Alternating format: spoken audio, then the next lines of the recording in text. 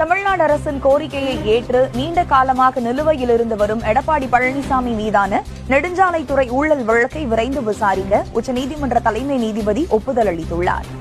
தமிழகத்தில் நெடுஞ்சாலை பணிகள் மேற்கொள்ள ஒதுக்கீடு செய்யப்பட்ட ஒப்பந்தத்தில் 4800 கோடி ரூபாய் முறைகேடு நடைபெற்றதாகவும் இதுகுறித்து அப்போதைய முதலமைச்சர் எடப்பாடி பழனிசாமி மீது வழக்கு பதிவு செய்ய கோரியும் 2018ஆம் ஆண்டு திமுக அமைப்பு செயலாளர் RS பாரதி உயர்நீதிமன்றத்தில் வழக்கு தொடர்ந்தார். இவ்வழக்கில் 2018 அக்டோபர் 9ஆம் நாள் தீர்ப்பு வழங்கிய நீதிபதி ஜெகதீஷ் சந்திரா புகார் மீதான விசாரணை வெளிப்படைத்தன்மையுடன் நடத்தப்பட வேண்டும் என்பதால் வழக்கை சிபிஐக்கு மாற்றுவதாக உத்தரவிட்டார். இந்த உத்தரவை எதிர்த்து எடப்பாடி பழனிசாமி தரப்பில் உச்சநீதிமன்றத்தில் மேல்முறையீடு செய்யப்பட்டது.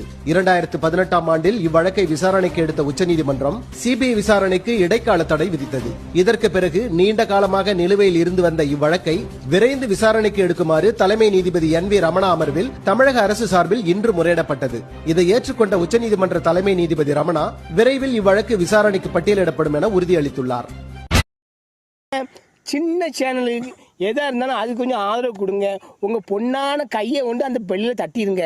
அவங்களுக்கு சப்ஸ்கிரைபர் 5-10 ஏறுனா அவங்க மனசு சந்தோஷப்படும். அவங்க வீடியோவும் பாருங்கள்.